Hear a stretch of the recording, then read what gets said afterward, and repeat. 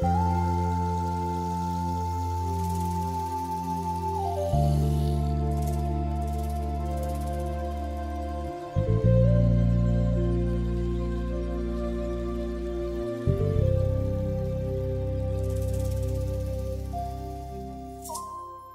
consider the value and the purpose of life.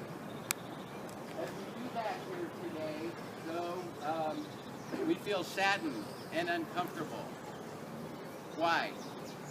Well, obviously, many people suffered so much.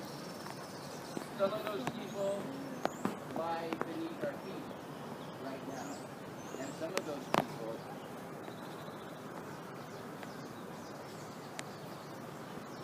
of those people stand next to us.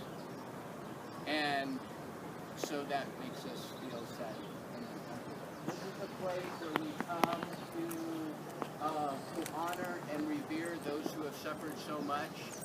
And this is also a place where we come to essentially vow never again.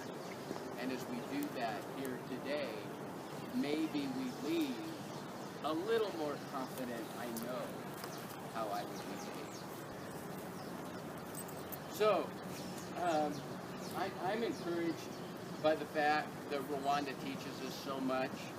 I'm encouraged for us to read in Romans 5 that where sin increases, it most certainly did in Rwanda, where sin increased, grace increased all the more. And that is a miraculous.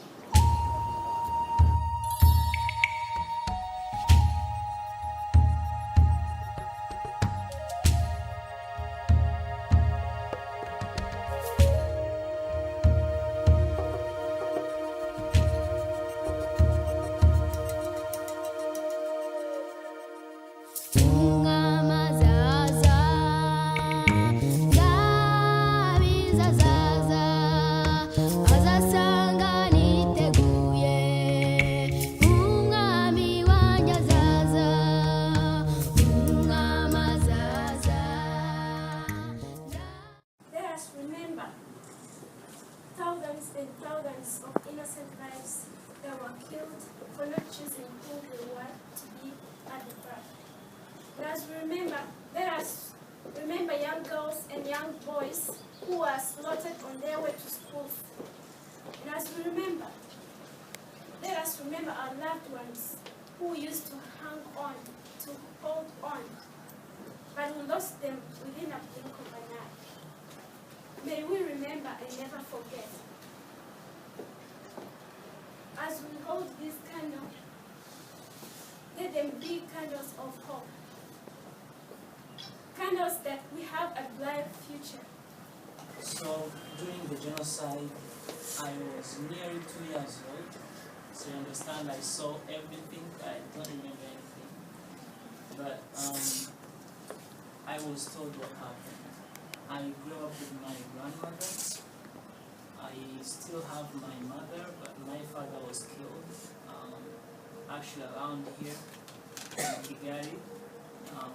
He was killed on 7th. So the president's airplane was shot in the evening of 6th, and in the morning the whole Kigali was a chaos, and that's how my father was killed. By actually an order from one of the officials, the top army officials, Professor, you all know, he was with soldiers, and they all know that it was a house with many young Tutsis. They were in the house, they all know that they were in there, there were 6 of them, my father included, so they throw a bomb in our house and everyone perished. I started with that youth village. It was newly opened in 2009. I moved in that school from that really bad school, I would call it. No electricity in that school, no running water, not qualified teachers like Cassie. So I moved from there to Agazo Shalom, then from Agazo Shalom to Bridge Rwanda. It's all a divine journey. I don't know how it happened, but I think it's God who have a mission on me and want me to do something bigger, who want me to accomplish something in the future, and want me to hold the candle and fight against the darkness. And that's what I think we all share here. We may not share individual stories, but we all share a mission. And that's what I all want us to carry on. So we all have hope now. We have hope that we can do this, we have hope that we can build our country. So I want all of us to think about this. It's not a one-person effort to build a country. It's not a one-person effort to stop what is happening even today in Central Africa and many other places around the world. It's all of us working together. I never want someone to get involved and look at the color or race. I just want your skill, your opportunity, your thinking. What can you contribute? And you're all here because you want to contribute to the development of this country. So together we can stop poverty, and we will. Together we can stop genocide to never happen again, and we will. Together we can create jobs for our people, and together we can actually increase the opportunity for many people like Emmanuel who couldn't get education to go to school. Together we can do all of that, and I'm sure we will do that. So as we carry a message, never again, as future African leaders, we say never again. I want all of you to give you an assignment. When you go home, or maybe right now, if you have a pen or pencil, write down your never again lists. What do you want to never again happen? I was raised in a family that they think when you're young, if they are old people, then you have to sit and listen to what they say. I was raised in that way. But now I understand that because I have something to say and I have people old to listen to me, I didn't want to lose this chance. Those hundreds of people who were murdered for no cause, most of the perpetrators, those who killed them, were youth, the same age we are now. And my word, or my concept, is that no one among us will allow anybody else to blow your mind. Because if you allow that to happen to you, it's not only Rwanda or Kigali which is going to go down for the whole world. I would love to thank Mr. Rwanda, Mastercard, and anybody else who feels that heart of helping people. I was saying that if you let your mind to be ruined, the whole world is going down. But if you take the first step and you feel that strength, that you can change something, like I'm talking right now, I'm a bit nervous, but you know, I'm speaking from my heart. Something good is going to happen. We are going to different places around the world. I wish that you keep thinking about this message. There comes a time when we give you a cycle, when the world must come together as one. There are people dying, and it's time to lend a hand. The greatest gift of all. We can go on, turning day by day, that someone somehow will soon make a change. We are all around. God will be family, and the truth.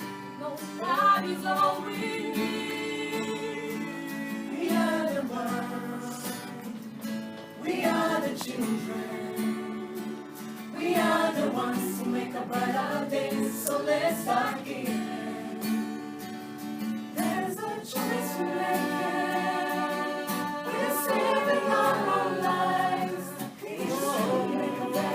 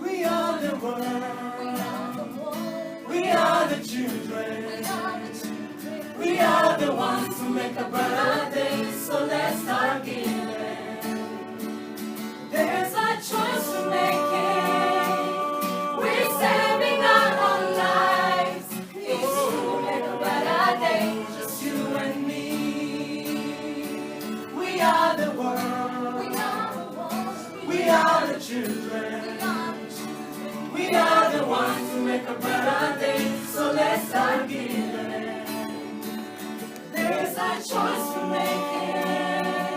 We're saving our own lives. Each time we make a better day, just you and me. We are the world. We are the world. We are the children. We are the children. We are the ones who make a better day. So let's start giving. There's a choice we're making. We're saving our own lives. Each time we make a better day, just you and me. We are the world. We are the children. We are the ones to make a better day. So let's start giving. There's a choice we're making. We're saving our own lives. Each time we make a better day, just you and me. It's true, we make a better day. Just you and me.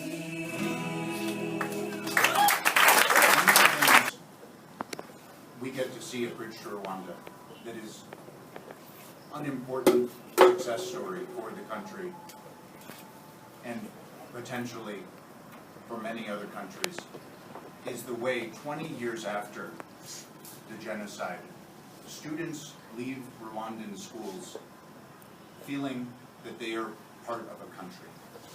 They don't feel that they are part of a tribe or of a particular class, but they say that they are Rwandan. And it just makes all of the difference in our work and for the recovery of the country as well. And I think it's very important to notice that difference compared to what took place in 1994 and the decades leading up to it, which was the results of a legacy of discrimination.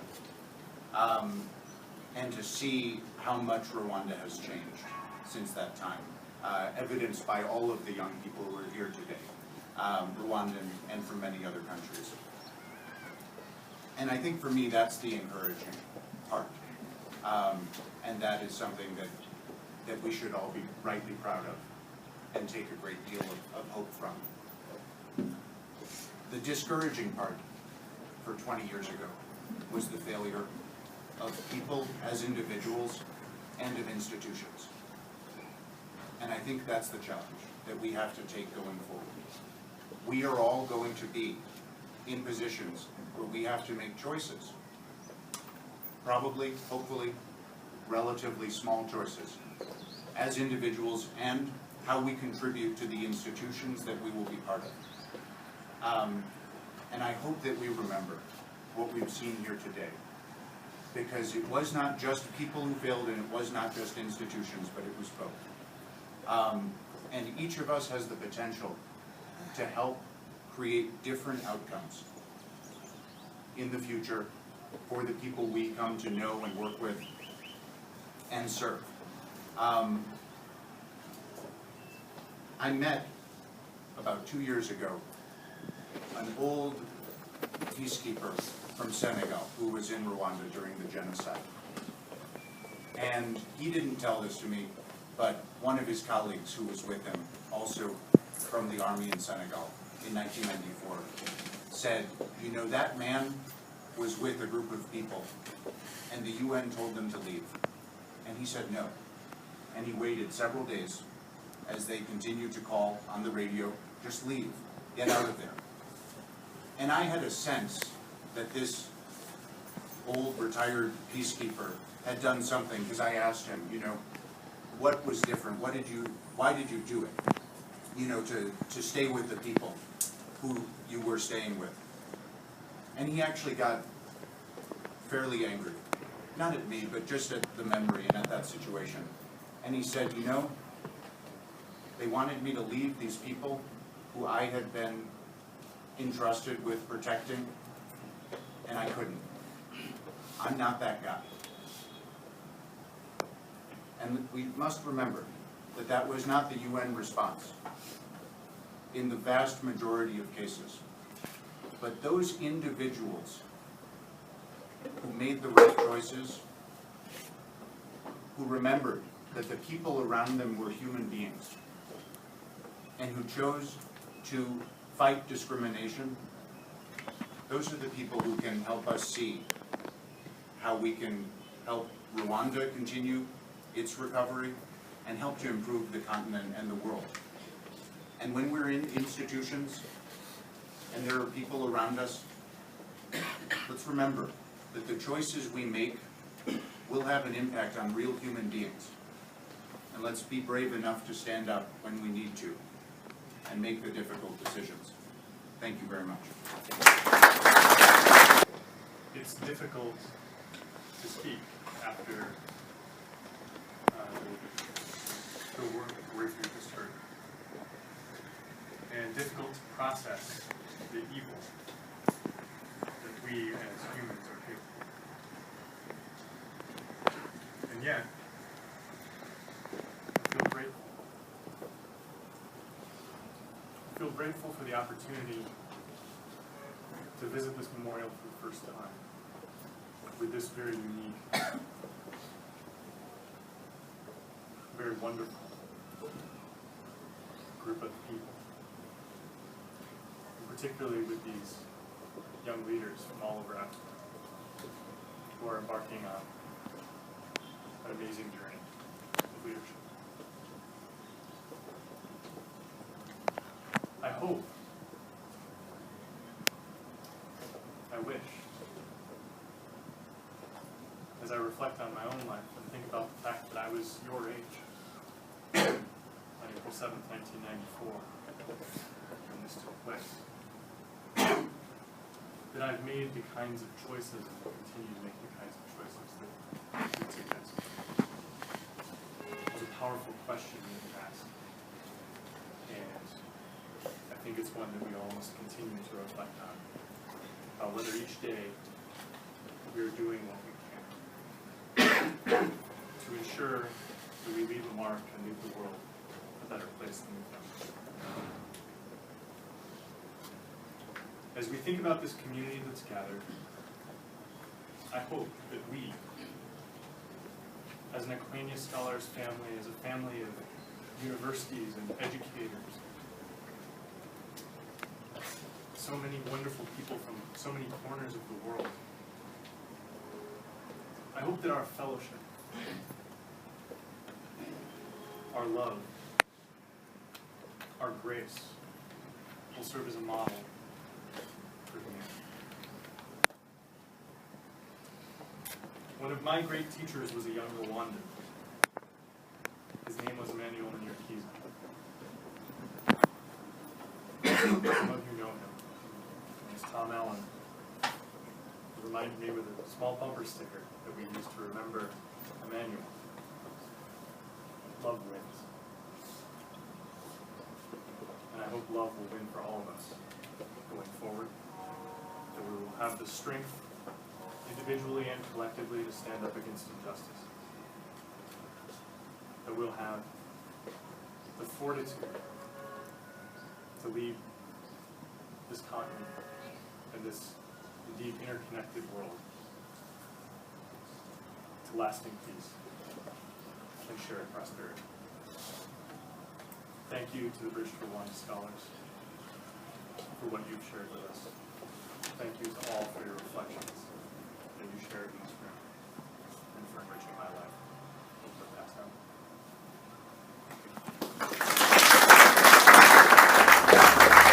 Tuzaririmba tuti never, never again. Abana bacu bazatsinda ikibi bitwaje neza ho. Never, never, never again. Let us keep alive the memory of genocide.